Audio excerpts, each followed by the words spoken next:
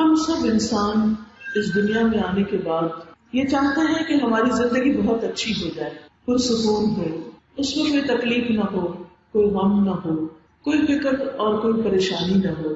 لیکن حیرت کی بات یہ ہے کہ انسان جو بڑا ہوتا جاتا ہے اس کے ساتھ ساتھ اس کی پریشانیاں اور غم بھی بڑے ہوتے جاتے ہیں. جب انسان ایک چھوٹا سا معصوم بچہ ہوتا ہے تو اسے کوئی غم دکھ نہیں ہوتا. پھر تھوڑا بڑا ہوتا ہے، اسکول جانے لگتا ہے تو اسکول جانے کی پریشانی اس کی زندگی میں سب سے بڑی پریشانی ہوتی ہے. پھر وہ اس سے بھی آگے بڑھ جاتا ہے، پھر اس کو ہوش آتا ہے، پھر وہ سوچتا ہے کہ تو کمپٹیشن کی دنیا ہے، مجھے آگے بڑھنا ہے. پھر ایک کے بعد ایک ڈگری لیتا چلا جاتا ہے، پھر جاب میں کمپٹیشن ہے، پھر شادی ہے، پھر شادی کے فکر اور غم الگ ہے، پھر بچے پیدا ہو جاتے ہیں، پھر ان کے مسائل ہیں، پھر ان کی شادیاں ہیں، پھر بڑھاپا ہے اور اس کے مسائل ہیں، اور پھر بالآخر انسان ان ساری پریشانیوں کو پار کر کے اپنے رب سے جا ملتا ہے. تو بات یہ ہے کہ یہ جو کچھ ہم اپنی زندگیوں میں دیکھتے ہیں اس سے چھٹکارا تو نہیں. فکر اور پریشانی تو لازم و ملزوم ہے، لیکن انہی فکروں اور پریشانیوں کے اندر کچھ لوگ ایسے ہوتے ہیں کہ جو بڑی پرسکون زندگی بھی بسر کرتے ہیں. ان کے دلوں کے اندر ایک اطمینان ہوتا ہے، ایک خوشی ہوتی ہے. باہر کا موسم تو نہیں بدلتا، باہر کی مشکلات تو ختم نہیں ہوتی، لیکن ان کے اپنے دل کے اندر، ان کی روح کے اندر ایک سکون پیدا ہو جاتا ہے. اس کا راز کیا ہے؟ وہ کیسے ہو سکتا ہے؟ اب دیکھیے، جیسے موسم بدلتے ہیں، کبھی سردی ہے کبھی گرمی ہے، تو ہم اس کو تو تبدیل نہیں کر سکتے، وہ تو اپنی جگہ رہے گا ہی. لیکن ہم اپنے لیے انتظام کر لیتے ہیں، گرمیاں ہوں تو ٹھنڈے پنکھے اور اے سی کا انتظام کر لیتے ہیں، یا اور کچھ نہیں تو درختوں کی چھاؤں ہی بڑی غنیمت نظر آتی ہے. اور اگر سردیاں ہوں تو اسی طرح موٹے کپڑے پہن لیتے ہیں، لحاف اوڑھ لیتے ہیں اور اپنے مسائل کے حل کے لیے کچھ نہ کچھ بندوبست کر لیتے ہیں. لیکن بات یہ ہے کہ جب ہمارے دل کا معاملہ آتا ہے تو ہم یہ بھول جاتے ہیں کہ اس کا بندوبست بھی اندر سے ہی کچھ کرنا ہے، خود ہی کچھ کرنا ہے. حالات نہیں بدل سکتے، ہم دوسرے لوگوں کی عادتیں نہیں بدل سکتے. ہم سوچتے ہیں یہ شخص میری زندگی میں بڑی پریشانی کا باعث ہے اور یہ شخص بڑی پریشانی کا باعث ہے، اس سے جان چھوٹ جائے تو میری زندگی آسان ہوگی. لیکن ہم دیکھتے ہیں ایک سے جان چھوٹتی ہے تو ایک اور مشکل کھڑی ہوتی ہے. تو مسائل کہیں حل ہوتے نظر نہیں آتے. لیکن اللہ سبحانہ وتعالیٰ کا وعدہ ہے کہ جو لوگ اچھے کام کریں گے ان کو ہم ضرور پاکیزہ زندگی بسر کرائیں گے. سورۃ النحل کی آیت نمبر 97 میں اللہ تعالیٰ فرماتے ہیں، من عمل صالحا من ذکر او انثى وهو مؤمن فلنحيينه حياة طيبة وَلَنَجْزِيَنَّهُمْ أَجْرَهُمْ بِأَحْسَنِ مَا كَانُوا يَعْمَلُونَ. جو بھی نیک عمل کرے، جو بھی مرد ہو یا عورت، مردوں کے ساتھ یہاں عورت کے لیے الگ نام لیا گیا، مرد ہو یا عورت، جو بھی نیک عمل کرے، اچھا کام کرے اور وہ مومن بھی ہو تو یقیناً ہم اسے ضرور زندگی بخشیں گے، پاکیزہ زندگی، اچھی زندگی، حیات طیبہ، عمدہ زندگی. اور یقیناً ہم انہیں ان کا اجر ضرور بدلے میں دیں گے، ان کے اجر ان کے بہترین اعمال کے مطابق جو وہ کیا کرتے تھے. یعنی انہیں دنیا میں بھی اچھی زندگی ملے گی اور آخرت میں ان کے اعمال کے مطابق جس لیول کے، جس درجے کے انہوں نے کام کیے ہوں گے اس کے مطابق انہیں ان کے اجر ضرور نصیب ہوں گے. لیکن سوال یہ پیدا ہوتا ہے کہ یہ کیا چیز ہوتی ہے؟ یہ اچھی زندگی کیسی زندگی ہوتی ہے؟ یہ وہ زندگی ہوتی ہے جس میں انسان کا دل پرسکون ہوتا ہے، جس میں انسان جب تک دنیا میں رہتا ہے اللہ سبحانہ وتعالیٰ انہیں قناعت جیسی دولت عطا کرتا ہے، اپنے پر توکل کرنا سکھاتا ہے، ان کے اندر اطاعت کا جذبہ پیدا کر دیتا ہے. خوش نصیبی کی زندگی ہوتی ہے جس میں انسان اپنے رب کی رضا پر، اپنے رب کے فیصلوں پر راضی ہوتا ہے تو ان کے دلوں میں ایک ٹھنڈک ہوتی ہے، ایک اطمینان ہوتا ہے. پرسکون زندگی ضروری نہیں کہ عیش و عشرت والی زندگی ہو، کہ ہمارا بہت بڑا گھر ہو، اس گھر کی وجہ سے ہماری زندگی پرسکون ہو جائے. آپ نے دیکھا ہوگا کہ بہت سے لوگ بڑے گھروں میں رہنے کے باوجود بھی پرسکون نہیں ہوتے. پرسکون زندگی بھی نہیں ہوتی کہ جس میں بہت قیمتی لباس پہنا ہو انسان نے. بہت سے لوگ قیمتی لباس پہن کے بھی خوش نہیں ہوتے. پرسکون زندگی وہ نہیں ہوتی جس میں انسان طرح طرح کے کھانے کھاتا رہتا ہے. بہت سے لوگ دن رات اپنے زبان کے ٹیسٹ بدلتے ہیں اس کے باوجود سوتے ہوئے وہ گولیاں کھا کے ہی سوتے ہیں، ان کو سکون کی نیند نہیں آتی. تو مزیدار کھانا ہو یا بہترین لباس ہو یا بہترین شوہر یا بیوی ہو یا پھر بہترین گھر ہو یا بہترین جگہ پر انسان رہتا ہو، یہ ساری چیزیں تو وہ ہیں جو اللہ تعالیٰ کفار کو بھی دیتا ہے، اور ہو سکتا ہے ان کے پاس ہم سے زیادہ ہو. لیکن مومن کے لیے بہترین زندگی کون سی ہوتی ہے؟ مومن کے لیے بہترین زندگی پاکیزہ زندگی ہوتی ہے، جس میں وہ اپنے رب کی اطاعت کے مطابق زندگی بسر کرتا ہے. اس شخص کا دل پرسکون ہوتا ہے، کیونکہ الا بذکر اللہ تطمئن القلوب، وہ اللہ کا ذکر کرتا ہے.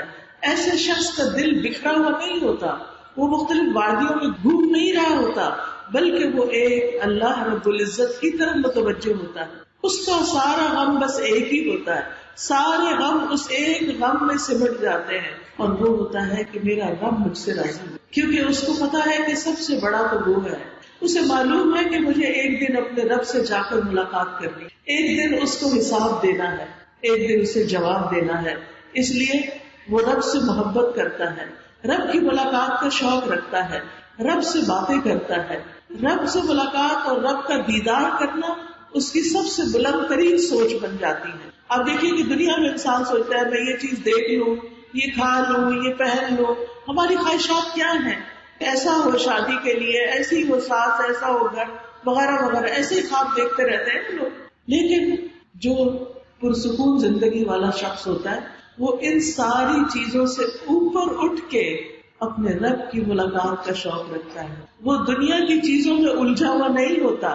اسے پتا ہے کہ میرے لیے خوشی کا دن اصل میں وہ ہوگا جس میں میں اپنے رب کو دیکھوں گا. اور جب انسان اپنے رب کو دیکھے گا تو وہ آنکھوں کی ٹھنڈک نصیب ہوگی کہ دنیا کے سارے غم بھول جائیں گے.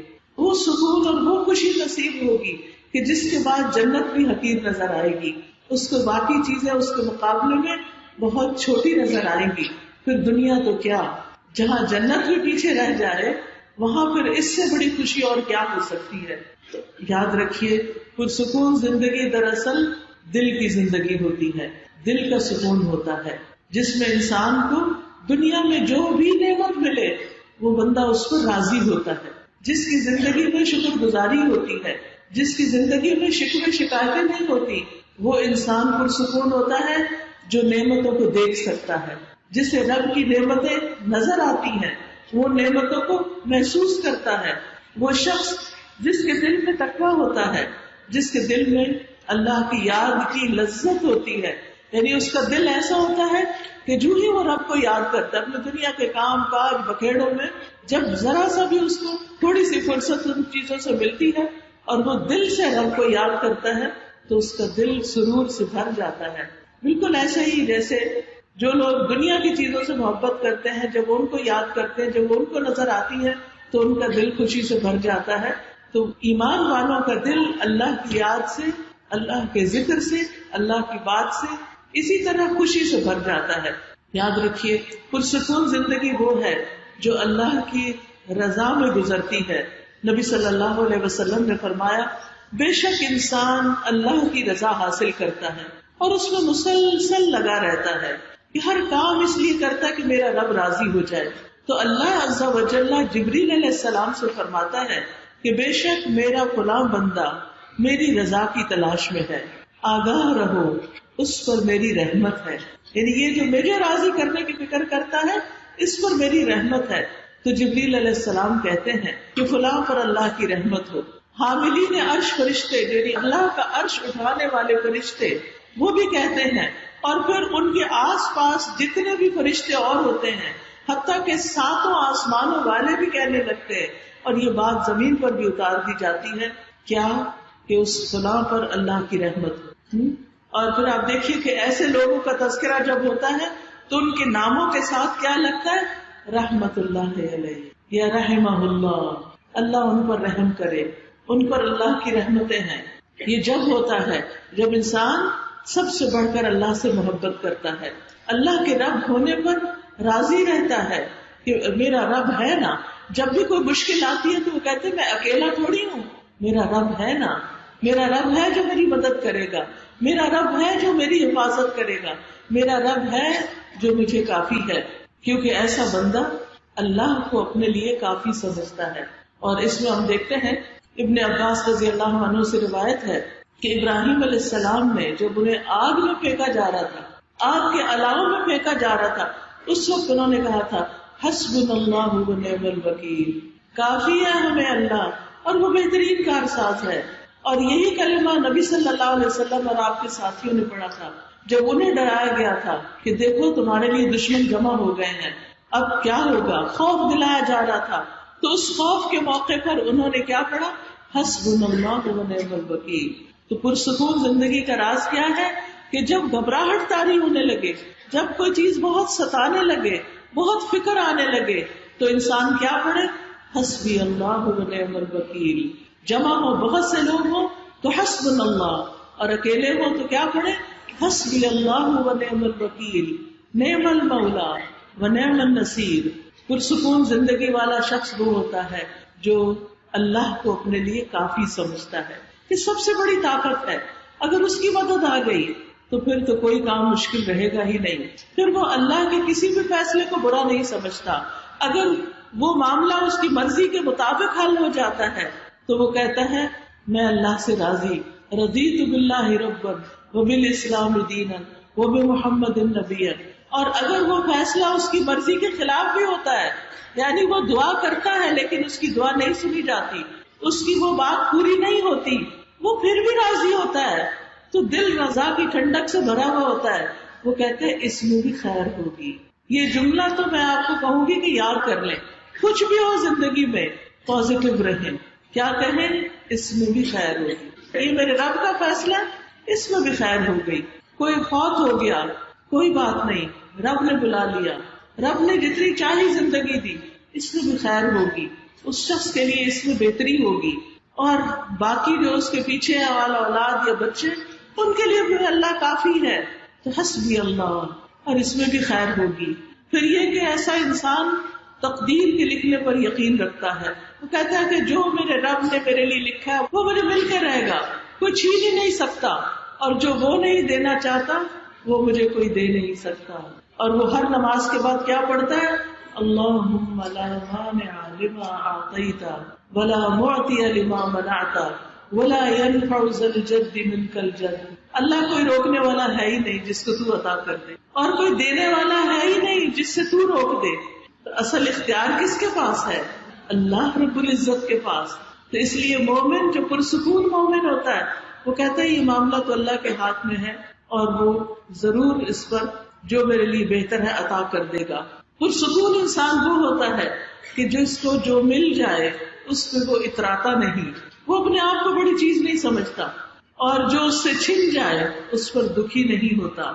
لوگوں سے بے نیاز ہوتا ہے، لالچ نہیں رکھتا، حسد نہیں کرتا، دوسروں کے ساتھ نفرت نہیں کرتا، کیونکہ اس کو پتا ہے کہ لوگوں کو جو کچھ ملا ہے یہ میرے رب نے دیا ہے. تو کیا میں اپنے رب کی تقسیم پہ ناراض ہو جاؤں؟ اگر زیادہ دیا ہے تو بھی میں خوش ہوں. اگر لوگوں کے پاس کم ہے تو مجھے ان سے نفرت نہیں کرنا، یہ بھی رب ہی کی تقسیم ہے. اس نے مجھے زیادہ دے دیا، ان کو کم دے دیا، میں بھی رب کا بندہ، یہ بھی رب کے بندے. تو ہم اللہ ہی کے پیدا کردہ انسان ہیں، ہمیں کسی سے نفرت نہیں کرنی. لہذا ایسا شخص لوگوں کے بارے میں بری رائے نہیں رکھتا، اور ہر حال میں اس کو خیر والی زندگی ہی نصیب ہوتی ہے. جب اسے خوشی ملتی ہے تو کیا کہتا ہے، مومن کیا کہتا ہے جب خوشی ملتی ہے، الحمدللہ الحمدللہ بنعمتہ تتم الصالحات. وہ خود کریڈٹ نہیں لیتا، اپنی طرف نہیں جاتا، بلکہ وہ کہتا ہے یہ اللہ کے فضل سے ہوا ہے. اور اگر اس کی زندگی میں کوئی تکلیف آتی ہے تو کیا کہتا ہے، الحمدللہ علی کل حال. شاباش، بتائیے نا جو سیکھا ہوا ہے. وہ غم میں کہتا ہے الحمدللہ علی کل حال، کہ اللہ کا شکر ہے ہر حال میں، دکھ میں بھی اور سکھ میں بھی. آپ دیکھیے ایسا بندہ کیسے پریشان ہو سکتا ہے کہ دو حالتوں میں سے ایک حالت میں ہر وقت انسان ہوتا ہے اور وہ ہر حال میں خوشی رہتا ہے. پھر ایسا شخص دوسروں سے اپنے تعلقات اچھے رکھتا ہے، دوسروں کی عزت کرتا ہے، ان کے ساتھ اچھی طرح عاجزی کے ساتھ پیار اور محبت کے ساتھ سلام دعا کرتا ہے، ان کو آسانیاں بانٹتا ہے. ان کو تکلیف میں مبتلا نہیں کرتا، کسی کے بارے میں بدگمان نہیں ہوتا، کیونکہ جب انسان کسی کے بارے میں برا سوچتا ہے تو دراصل وہ اس کے اپنے دل کی خرابی ہوتی ہے، اور جو دل کسی کے لیے برا ہے وہ اپنے لیے اچھا نہیں ہو سکتا۔ تو جب ہم کسی کی بھی اچھی بات سوچتے ہیں تو اس کا فائدہ ہم ہی کو پہنچتا ہے۔ کیا فائدہ ہوتا ہے؟ ہمارا دل صاف ہوتا ہے، ہمارا دل پاکیزہ ہوتا ہے، کیونکہ ہم اس میں کسی کے لیے برا نہیں سوچ رہے۔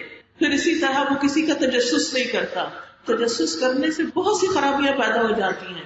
وہ اس سے سن لیتا ہے، اس سے پوچھتا ہے اس نے کیا کیا، اس نے کیا کہا، ہر وقت اس کا ہم و غم یہی باتیں رہتی ہیں، اور جب پتہ چلتا ہے کہ کسی نے میرے خلاف کچھ کیا تو اس کے رنج و غم کا عالم کچھ اور ہوتا ہے۔ پھر وہ انسان دکھی ہو جاتا ہے، جو اس سے بے نیاز ہو جائے کہ کوئی بندہ مجھے کوئی نقصان نہیں دے سکتا، وہ جو مرضی کر لے مجھے نہیں نقصان دے سکتا، تو مجھے ضرورت ہی نہیں ہے تجسس کی۔ جب ہر فائدہ اور ہر نقصان کا مالک اللہ ہی ہے تو مجھے تجسس کی ضرورت نہیں، اور مجھے اس کے بجائے کہ میں لوگوں کے پیچھے تجسس کروں، مجھے دوسروں کے کام آنا ہے، میں دوسروں کی مدد کروں، میں دوسروں کی خدمت کروں۔ حدیث میں آتا ہے انصر اخاک ظالما او مظلوما، اپنے بھائی کی مدد کرو خواہ وہ ظالم ہے یا مظلوم۔ صحابہ نے پوچھا کہ ہم مظلوم کی مدد کرنا تو جانتے ہیں لیکن ظالم کی مدد کیسے کریں؟ تو آپ نے فرمایا اس کو ظلم سے روک کر۔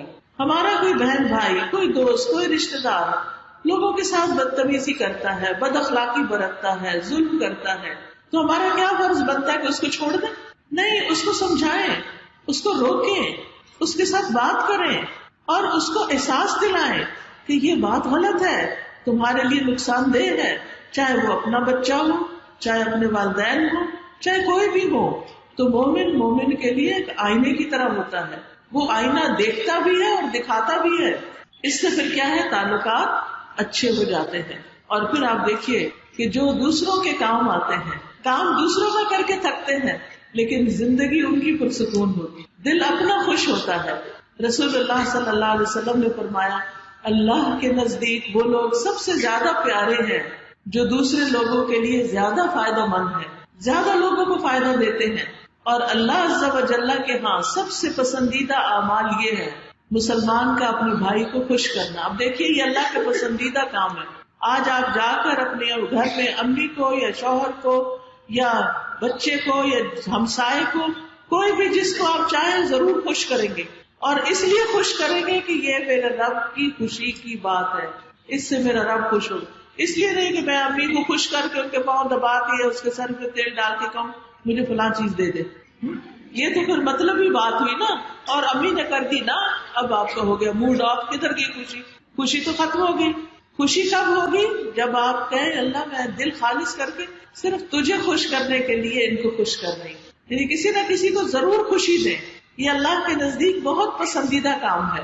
یا کسی کی تکلیف دور کرنا، آپ دیکھیں کہ بعض اوقات چھوٹی چھوٹی چیزیں ہوتی ہیں تکلیف دینے والی، راستے میں کوئی چیز پڑی ہوئی ہے، کوئی اٹک سکتا ہے، کچھ گرا ہوا ہے، کوئی اور اسی طرح ہے، ایسی کوئی چیزیں نظر آتی ہیں، تو اس صورت میں کیا کرنا چاہیے؟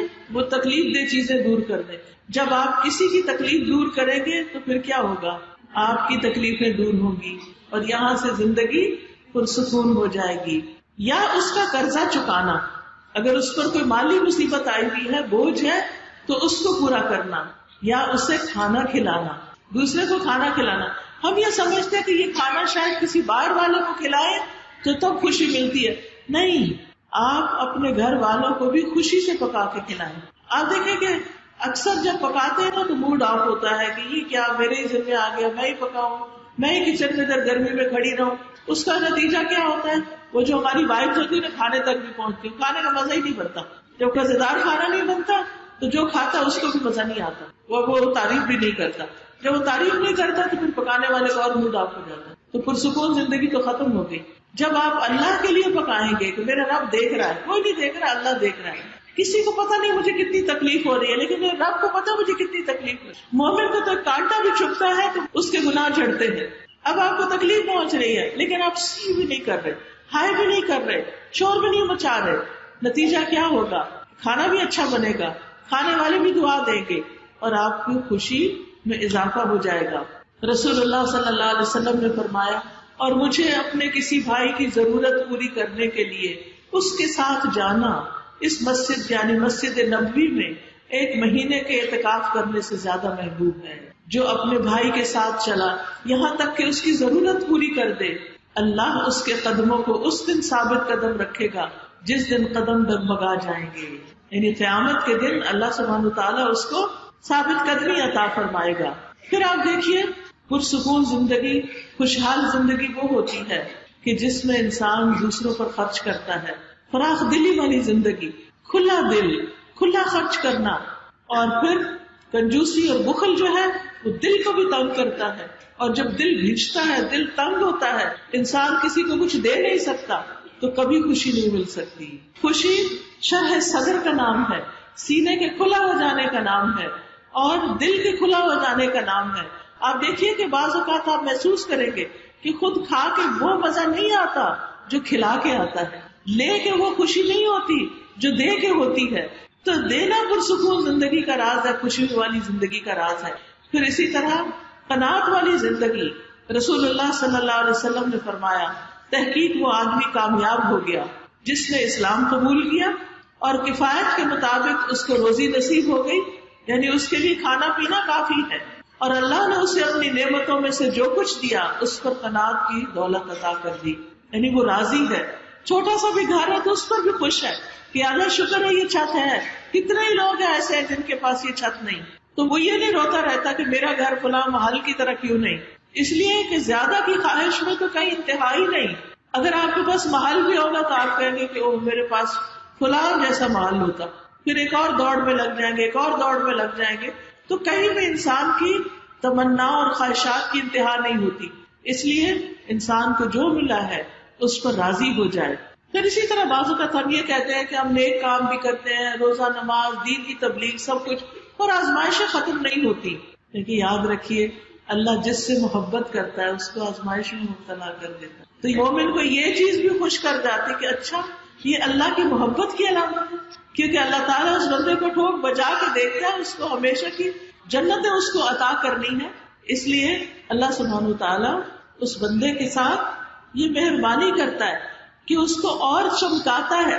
آپ کو معلوم ہے نا کہ سونا کس طرح زیادہ خالص ہوتا ہے جب اس کو ٹھنڈے پانی میں ڈال دیں. کس میں ڈالیں؟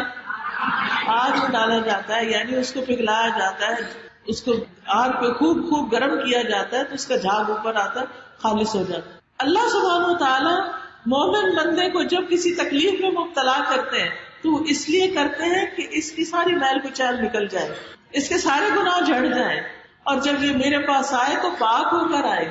بعض لوگ موت سے پہلے بیماری کا شکار ہو جاتے ہیں، کسی کو کینسر ہو جاتا ہے، کسی کو اور دکھ تکلیف ہو جاتی ہے، تو بندہ سوچتا ہے شاید اللہ مجھ سے ناراض ہے اس لیے مجھ پر بیماری اور تکلیف آ گئی.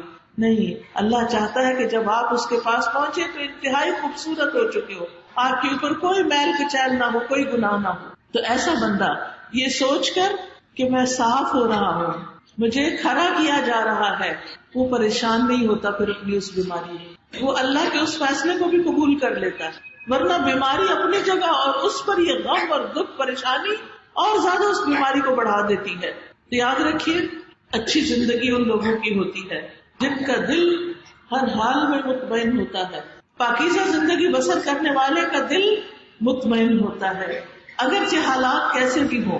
اور اس میں بہت سے اقوال ہیں، یعنی علماء نے اس میں بہت سی باتیں کی ہوئی ہیں، لیکن اصل بات یہ ہے کہ مسلمان کو چونکہ ہر مشکل پر اجر ملتا ہے تو اس لیے حالات جیسے ہوں وہ حالات کا رونا نہیں روتا.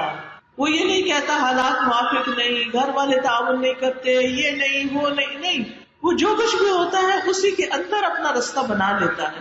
پھر آپ دیکھیے کہ جیسے حدیث میں آتا ہے، نبی صلی اللہ علیہ وسلم نے فرمایا، اللہ تعالیٰ فرماتے ہیں، حدیث قدسی ہے، اے آدم کے بیٹے اگر تو صدمے کے شروع میں صبر اور ثواب کی امید رکھے تو میں تیرے لیے جنت کے علاوہ اور کسی بدلے کو پسند نہ کروں. یعنی جب تجھے تکلیف پہنچے اور تو اس وقت اپنے آپ کو کنٹرول کر لے، یہ نہیں کہ اس وقت چیخ داڑ کر کے پھر کہا میں صبر کر رہا ہوں. نہیں، صدمے کے شروع میں جو صبر کر لیتا ہے اس کا بدلہ جنت کے سوا کچھ اور، یعنی اس کے لیے جنت لکھ دی جاتی ہے.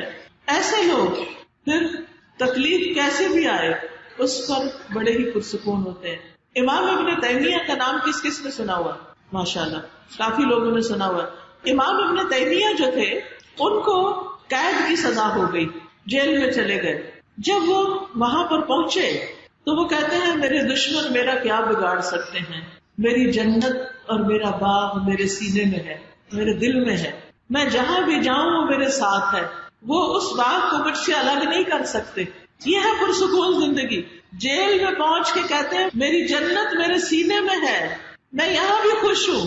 دیکھیں نا، جب خوشی ہوتی ہے تو انسان جھونپڑی میں بھی خوش ہوتا ہے، وہ اس کا بھی شکوہ نہیں کرتا، اور اگر پریشان ہوتا ہے تو محل میں بھی پریشان رہتا ہے. وہ کہتے ہیں میرا جیل میں بند ہونا میری اللہ کے ساتھ تنہائی ہے. اب اس وقت کوئی بیچ میں رکاوٹ نہیں، کوئی نہیں، میں اکیلا ہوں اپنے رب کے ساتھ. اللہ سے باتیں کروں گا، اللہ کا ذکر کروں گا، اللہ کی عبادت کروں گا، مجھے اور زیادہ وقت مل گیا ہے. اور اگر یہ مجھے قتل کر دیں گے تو میرا قتل میری شہادت ہوگی، شہادت نصیب ہو جائے گی، تو کیا نقصان ہے میرا، کیا بگڑے گا. اور اگر یہ ملک سے باہر نکال دیں گے تو وہ میری سیر ہو جائے گی، نیا ملک دیکھ لوں گا.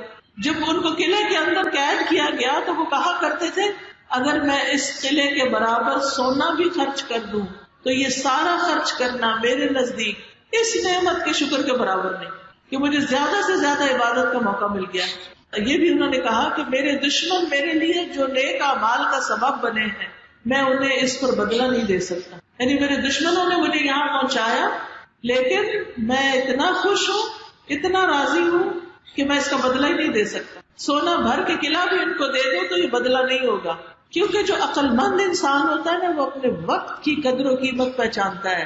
وہ کہتا ہے ساری ڈسٹریکشنز ختم ہو گئی، اب عبادت کا وقت آ گیا. کبھی بھی زندگی میں آپ اکیلے ہو تو یہ نہ کہیں سبھی مجھے چھوڑ گئے ہیں، میرا تو کوئی بھی نہیں، رونا دھونا کس لیے نہیں، کوئی رونا دھونا نہیں. آپ الحمدللہ یا رب تو ہے. ٹھیک ہے ہم انسانوں کو مس کرتے ہیں، ان کی کمی محسوس کرتے ہیں، لیکن اس کے ساتھ ہی دل میں سکون کیسے آتا ہے کہ یا رب تو ہے، میں تیرا ذکر کروں گی، اب تجھے یاد کروں گی. یہی وجہ ہے کہ انہوں نے جیل میں قرآن پاک پڑھنا شروع کر دیا اور 80 بار قرآن ختم کیا. 80 بار. ہم لوگوں نے تو ساری زندگی میں 80 بار بھی ختم کیا ہوگا. اور جب وہ 81ویں بار پڑھ رہے تھے تو سورۃ القمر کی اس آیت پہ پہنچے ان المتقین فی جنات و نہر، تو اس وقت ان کی روح پرواز کر گئی. کیسی زبردست بشارت تھی. اور کہاں کہاں ان کا جنازہ نہیں پڑھا گیا. وہ جیل میں بند تھے، چائنا میں ان کا جنازہ پڑھا گیا اور وہاں اعلان ہوا کہ ترجمان القرآن کی وفات ہو گئی ہے. یہ محبت اللہ کیسے دلوں میں ڈالتا ہے. آپ سارا وقت لوگوں کی جا کی منتیں کریں کہ مجھ سے محبت کرو تو کوئی نہ کرے. یہ اللہ دلوں میں ڈالتا ہے. کیوں ڈالتا ہے؟ جب آپ اللہ سے راضی ہو جاتے ہیں. کیوں راضی ہو جاتے ہیں؟ کہ آپ شکر گزار بندے بن جاتے ہیں. اس لیے آپ کیا کریں، جو کچھ آپ کے پاس ہے نا اس کی لسٹ بنائیں، جو کچھ ہے اس کی لسٹ بنائیں، جو نہیں ہے اس کی بھی بنا لے. لمبی دیکھیں کون سی لسٹ بنے گی. جو ہے اس کی بھی لسٹ بنائے، جو نہیں ہے اس کی بھی بنا لے. زیادہ کون سی؟ جو ہے. پھر بھی راضی نہیں، پھر بھی خوش نہیں، پھر یہ تو ناشکری کی بات ہو گئی. تو آئیے آپ میں چند ایک باتیں آپ کو بتا دیتی ہوں آخر میں کہ کیا کیا کرنا ہے آپ کو. سب سے پہلے ایمان، اپنے ایمان کی تجدید کریں. ایمان جو ہے وہ انسان کو یہ یقین دیتا ہے کہ میں جو کچھ کرتا ہوں اس کا مجھے اجر مل کر رہے گا. اس دنیا میں نہیں ملا تو آخرت میں ضرور ملے گا. قرآن مجید میں آتا ہے الذین آمنوا وکانوا یتقون لہم البشری فی الحیاۃ الدنیا وفی الآخرہ لا تبدیل لکلمات اللہ ذلک هو الفوز العظیم. اور جو ایمان لائے اور وہ تقوی اختیار کرتے رہے ان کے لیے دنیا کی زندگی میں خوشخبری ہے. دنیا کی زندگی میں ایمان والوں کے لیے کیا ہے؟ دنیا میں خوشخبریاں ہیں اور آخرت میں بھی اللہ کی باتوں میں کوئی تبدیلی نہیں. یہی بہت بڑی کامیابی ہے. ایک اور جگہ پر آتا ہے للذین احسنوا فی ہذہ الدنیا حسنہ، جن لوگوں نے اچھا کیا ان کے لیے اس دنیا میں اچھائی ہے. کر بھلا ہو بھلا. ہم چاہتے ہیں ابھی کیا نا ابھی مل جائے. کبھی ایسا ہوا کہ ابھی بیج ڈالا ابھی پھل لگ جائے؟ ایسے ہوتا آج بیج ڈالیں گے تو ہو سکتا ہے 10 سال بعد پھل آئے. اس کا انتظار کرے. 10 سال بعد بھی تو ضرورت ہے نا پھلوں کی، آج ہی تو نہیں ساری. تو صبر کے ساتھ انتظار کرے کیونکہ اللہ کا وعدہ ہے للذین احسنوا فی ہذہ الدنیا حسنہ ولدار الآخرۃ خیر. اور آخرت کا گھر تو بہت ہی اچھا ہے. وَلَنِعْمَ دَارُ الْمُتَّقِينَ. اور متقین کا گھر کتنا بہترین ہے. ایک اور جگہ پر آتا ہے الا ان اولیاء اللہ لا خوف علیہم ولا هم يحزنون الذین آمنوا وکانوا یتقون. خبردار، اللہ کے دوستوں کو نہ کوئی خوف ہے نہ غم، وہ لوگ جو ایمان لائے اور وہ تقوی اختیار کرتے ہیں. تقوی کیا ہوتا ہے؟ اللہ سے ڈر کر اللہ کی اطاعت کرنا اور اللہ کی نافرمانی سے بچنا. دوسری چیز جو کرنے کی ہے جس سے زندگی پرسکون ہوتی ہے، اللہ سبحانہ و تعالیٰ کے بعد رسول اللہ صلی اللہ علیہ وسلم کی اطاعت اور آپ کی سنتوں کی پیروی، کیونکہ سنت میں نجات ہے. زہری کہتے ہیں کہ ہمارے پہلے علماء کہا کرتے تھے سنت کو مضبوطی سے تھامے رکھنا ہی نجات ہے. علم کو بڑی تیزی سے قبض کر لیا جائے گا. علم کی ترقی دین اور دنیا کا قیام ہے، اور علم کا اٹھ جانا دین اور دنیا کا چلے جانا ہے. یعنی جہاں لوگ پڑھتے نہیں، علم حاصل نہیں کرتے، وہاں دین کا بھی نقصان ہوتا ہے اور دنیا کا بھی نقصان ہوتا ہے. اس لیے علم کی روشنی کو خوب عام کرنا ہے. تیسری چیز عبادت کی کثرت. اپنی زندگی میں عبادت پر کمپرومائز نہ کریں. اگر آپ کی نمازیں ٹھیک نہیں تو آپ کی زندگی میں سکون ہو ہی نہیں سکتا. کوئی بھی شخص جو پریشان ہے، کوئی بھی شخص جس کا دل پریشان ہے، وہ اپنے آپ سے سوال کرے، اپنا جائزہ لے، اپنا محاسبہ کرے. کیا اس کی نماز ٹھیک ہے؟ وقت پر پڑھتا ہے؟ ادائیگی کا طریقہ ٹھیک ہے؟ ساری شرائط کی پابندی کرتا ہے؟ اگر نہیں تو دوبارہ سے جائزہ لے اور اپنی نماز کو ٹھیک کرے. حدیث میں آتا ہے جس کی نماز ٹھیک ہوگی اس کا سب کچھ ٹھیک ہو جاتا ہے. تو اس لیے نمازوں کو، عبادتوں کو ٹھیک کرنا. پھر آپ دیکھیں حدیث میں یہ بھی آتا ہے، رسول اللہ صلی اللہ علیہ وسلم نے فرمایا تمہارا رب فرماتا ہے اے ابن آدم میری عبادت کے لیے فارغ ہو جاؤ، میں تمہارے دل کو غنا سے اور تمہارے ہاتھ کو رزق سے بھر دوں گا. اے ابن آدم تو مجھ سے دور نہ ہو ورنہ میں تیرے دل کو فقر اور تیرے ہاتھ کو مصروفیت سے بھر دوں. اللہ سے دوری اختیار نہیں کرنی بلکہ اللہ کا ذکر کرنا ہے، اور جو ذکر سے منہ موڑے اس کا نقصان کیا ہے؟ وَمَنْ أَعْرَضَ عَنْ ذِكْرِي فَإِنَّ لَهُ مَعِيشَةً ضَنْكًا وَنَحْشُرُهُ يَوْمَ الْقِيَامَةِ أَعْمَى. اور جس نے میری نصیحت سے منہ موڑا بے شک اس کے لیے زندگی تنگ کر دوں گا اور ہم اسے قیامت کے دن اندھا اٹھائیں گے. وہ کہے گا اے رب میں کیوں اندھا اٹھا، میں تو دیکھتا تھا. اللہ تعالیٰ فرمائیں گے اسی طرح تیرے پاس ہماری آیات آئی تھی، تم نے ان کو بھلا دیا. یا تو پڑھا ہی نہیں، ایک طرف بھیج دیا، یا پھر پڑھا اور پڑھ کے بھلا دیا. تو آپ سب بچیاں جو علم حاصل کر رہی ہیں انہوں نے پڑھ کے آگے اس کو پھیلانا ہے، اس کو بھلانا نہیں ہے. جو بھلائے گا، جو اس کو چھوڑے گا، اس کی زندگی تنگ ہوگی. تو اللہ کی یاد، اللہ کے دین کو سیکھنا اور سکھانا یہ دلوں کی خوشی کا باعث ہے. ایک اور روایت میں آتا ہے اگر تو نے ایسا نہ کیا تو میں تیرے سینے میں مصروفیات بھر دوں گا، ذہن ہر وقت پریشان رہے گا اور تیرا فقر زائل نہ کروں گا.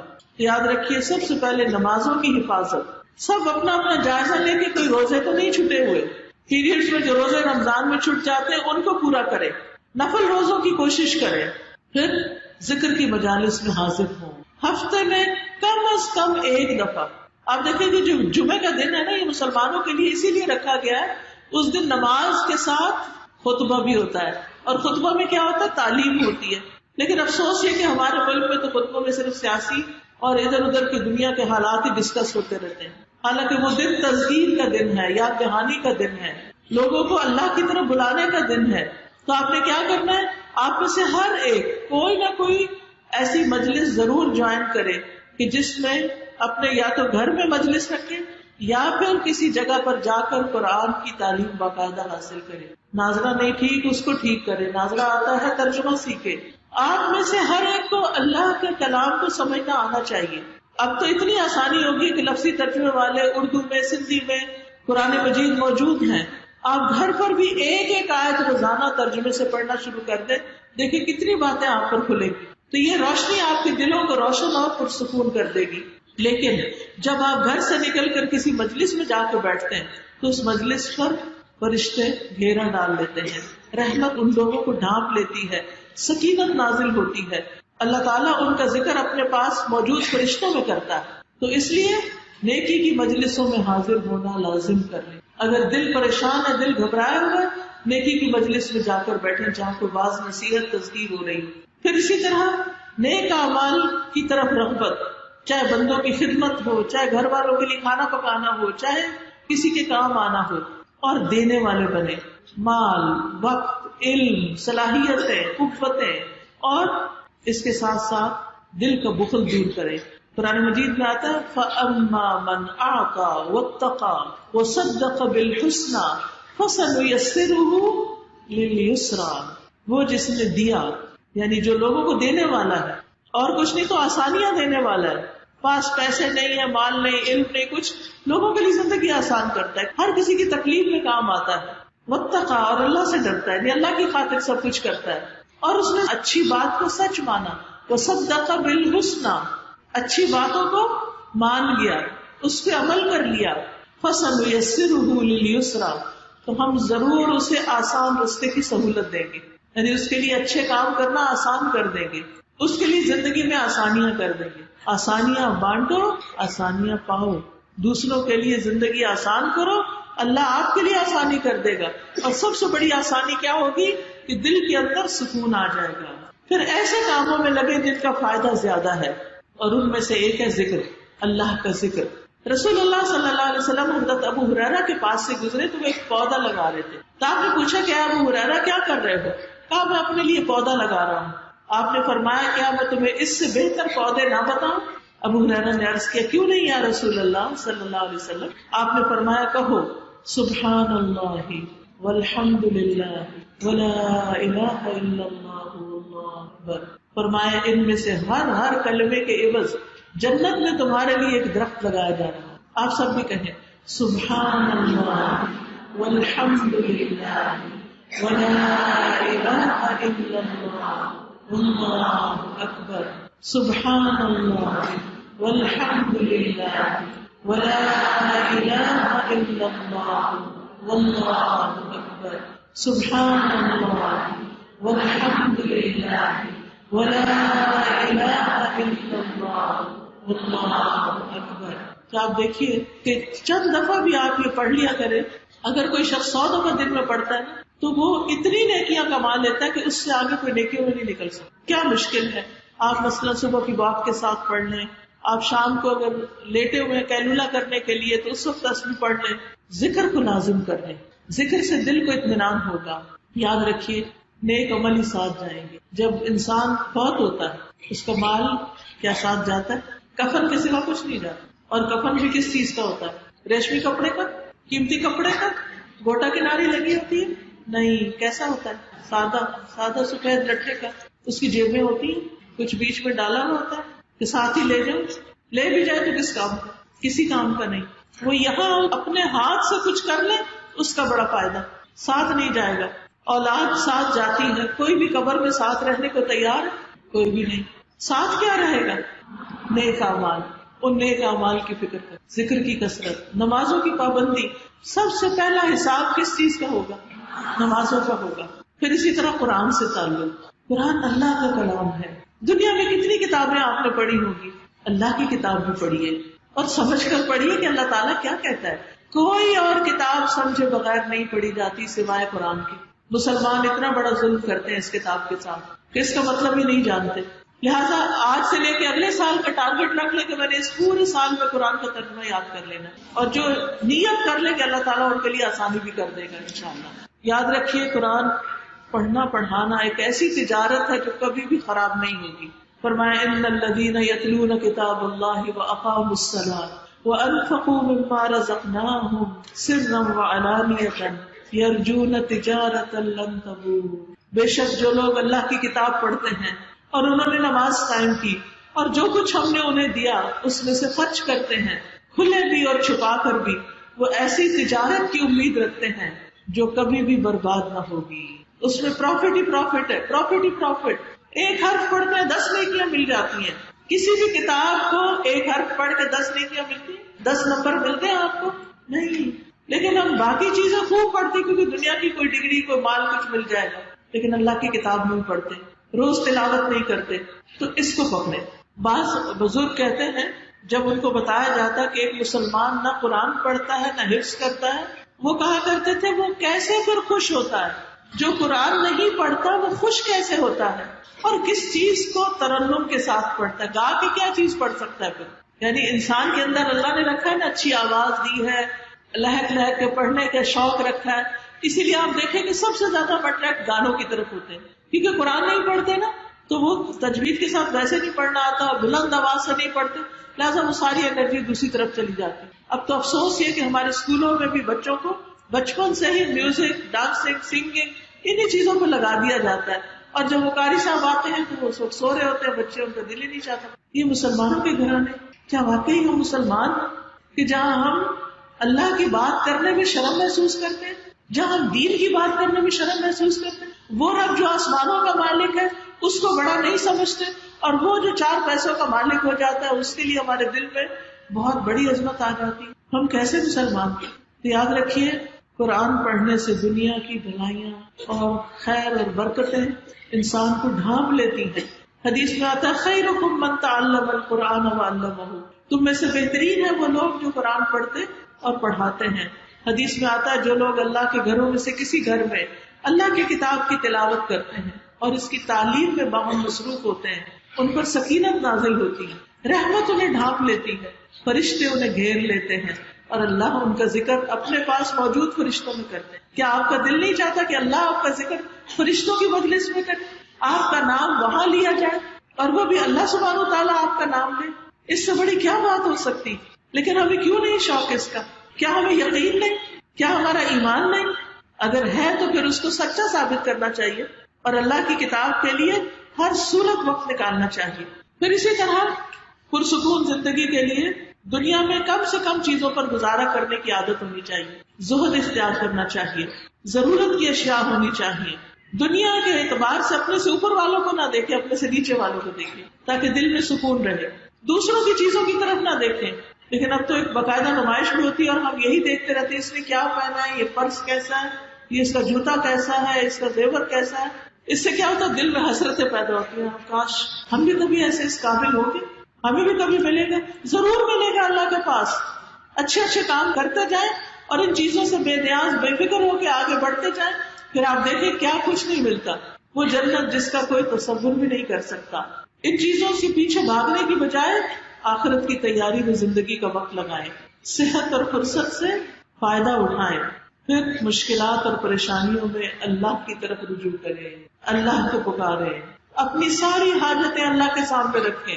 جو دل میں آتا نہ کہیں اللہ مجھے یہ بھی چاہیے, اللہ مجھے یہ بھی چاہیے, اللہ یہ بھی چاہیے.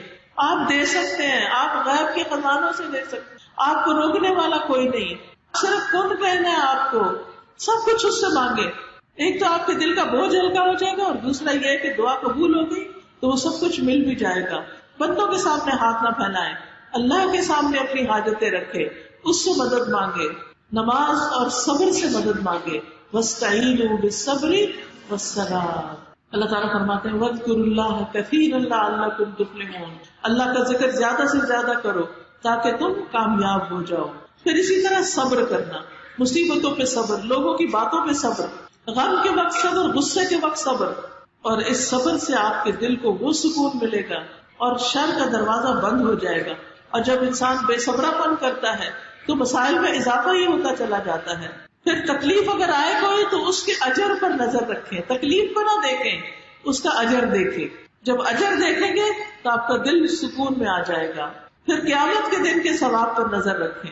یاد رکھیے جو پرسکون زندگی ہوتی ہے اس میں نیند بھی پرسکون ہوتی ہے, اور اس میں ہر کام کو انسان انجوائے کرتا ہے, چاہے وہ کھانا پینا ہو, چاہے وہ سونا ہو, چاہے وہ پڑھنا ہو, چاہے وہ پڑھانا ہو, چاہے وہ پکانا ہو, چاہے وہ کسی کی عادت کرنی ہو, کسی کی خدمت کرنی ہو. وہ ہر لمحے کو انجوائے کرتا ہے انسان, کیونکہ وہ جانتا ہے میرا رب دیکھ رہا ہے. وہ ہر کام کو خوشی سے کرتا ہے. اسی طرح اس کی زندگی گزرتی ہے اطمینان کے ساتھ, حتیٰ کہ موت آ جاتی ہے. موت کے وقت فرشتہ آ کر کیا کہے گا, یا ایتھا النفس المطمئنہ ارجعی الی ربک راضیۃ مرضیہ فادخلی فی عبادی وادخلی جنتی. اے نفس مطمئنہ, اپنے رب کی طرف لوٹ آؤ اس حال میں کہ تم راضی ہو, اللہ کی پسندیدہ ہو, بس میرے خاص بندوں میں داخل ہو جاؤ, میری جنت میں داخل. جس کی زندگی پرسکون اس کی موت بھی پرسکون, جس کی زندگی پرسکون اس کی موت بھی پرسکون, اور اس کی قبر بھی پرسکون. مرتے وقت ہی فرشتے خوشخبریاں دینے لگتے ہیں. فَأَمَّا إِن كَانَ مِنَ الْمُقَرَّبِينَ فروح وریحان وجنت نعیم واما ان کان من اصحاب الیمین فسلام لک من اصحاب الیمین. اگر مرنے والا مقربین میں سے اللہ کے قریب لوگوں میں سے ہو تو اس کے لیے راحت، عمدہ رزق اور نعمتوں والی جنت ہوگی، اور اگر وہ دائیں ہاتھ والوں میں سے ہو تو کہا جائے گا تجھ پر سلام، تو دائیں ہاتھ والوں میں سے. یہ خوشخبری مل جانا دنیا کی سب سے بڑی خوشخبری ہے کہ موت کے وقت کہا جائے سلام لک من اصحاب الیمین. اللہ اکبر. کیونکہ اس وقت اگر فرشتوں نے جان نکالتے ہوئے سختی کی اور کہا کہ تم چلو اللہ کی ناراضگی کی طرف، تم نے کوئی رضامندی کا کام نہیں کیا، تو کیا بنے گا؟ ساری دنیا میں مل کے ہمیں نہیں چھڑا سکتی، نہیں بچا سکتی. پھر فرشتے جب ان کی روح قبض کرتے ہیں تو سورۃ النحل میں آتا ہے یقولون سلام علیکم، سلام کرتے ہیں آ کر. اس لیے ہمیں بھی سلام کی عادت ہونی چاہیے. سلام علیکم ادخلوا الجنت بما کنتم تعملون، جنت میں داخل ہو جاؤ اس کے بدلے جو تم عمل کیا کرتے تھے. مرتے ہی آرام اور سکون کا مل جانا، راحت اور اطمینان کا نصیب ہونا. ابو قتادہ کہتے ہیں کہ رسول اللہ صلی اللہ علیہ وسلم کے قریب سے لوگ ایک جنازہ لے کر گزرے تو آپ نے فرمایا مستریح و مستراح منہ، اسے آرام مل گیا یا اس سے آرام مل گیا. عرض کیا گیا یا رسول اللہ اس کا مطلب کیا ہے؟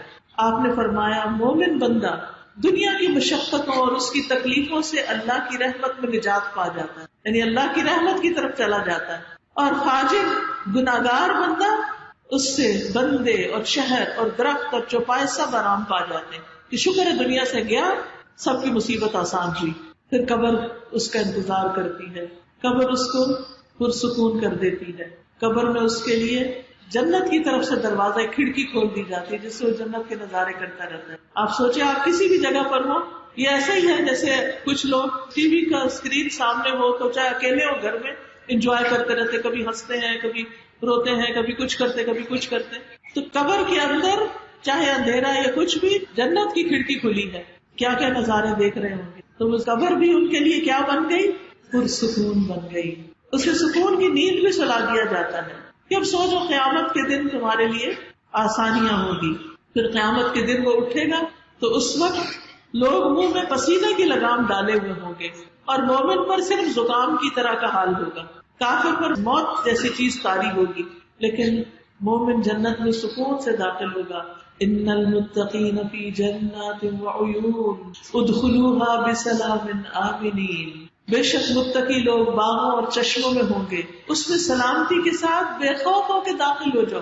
کوئی ڈر نہیں آج تمہیں، کوئی پریشانی نہیں. یہ کیوں ہے؟ اس لیے کہ دنیا انہوں نے اللہ کی اطاعت میں گزاری تھی، اللہ کے بندے بن کر رہے تھے، دنیا میں اپنے اس دن کی تیاری کر لی تھی، اپنی آخرت کے لیے سامان تیار کر لیا تھا، یہاں کا رزق بنا کے رکھا تھا. اور اس وقت انہیں آواز دی جائے گی آج تم صحت مند رہو گے، کبھی بیمار نہ ہوگے، تم زندہ رہو گے، کبھی موت نہیں آئے گی، تم ہمیشہ جوان رہو گے، آج کے بعد کبھی بوڑھے نہیں ہوگے، تم آرام میں رہو گے، تمہیں کوئی تکلیف نہیں آئے گی. اور یہی اللہ تعالیٰ کا فرمان ہے وَنُودُوا أَن تِلْكُمُ الْجَنَّةُ أُورِثْتُمُوهَا بِمَا كُنتُمْ تَعْمَلُونَ. پکارا جائے گا یہ ہے وہ جنت جس کے تم وارث بنائے گئے، یہ تمہارے ان اعمال کے بدلے میں ہے جو تم کرتے رہے. تو آج ہماری فکر کیا ہونی چاہیے؟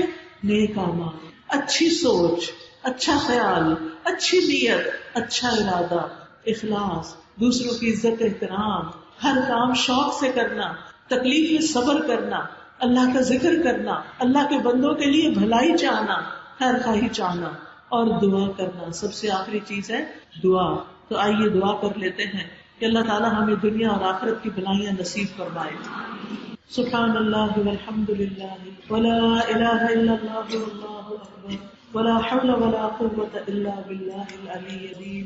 اللہم صل علی محمد وعلى آل محمد كما صليت على إبراهيم وعلى آل إبراهيم إنك حميد مجيد. اللهم بارك على محمد وعلى آل محمد كما باركت على إبراهيم وعلى آل إبراهيم إنك حميد مجيد. ربنا آتنا في الدنيا حسنة وفي الآخرة حسنة وقنا عذاب. اللهم أصلح لي ديني الذي هو عصمة أمري وأصلح لي دنياي التي فيها معاشي وأصلح لي آخرتي التي فيها معادي واجعل الحياة زيادة لي في كل خير واجعل الموت راحة لي من كل شر اللهم احسن عاقبتنا في الامور كلها واجرنا من خزي الدنيا وعذاب الاخرة اللهم اني اعوذ بك من عذاب القبر واعوذ بك من عذاب النار ومن فتنة المحيا والممات ومن فتنة المسيح الدجال اللهم إني أسألك العافية في الدنيا والآخرة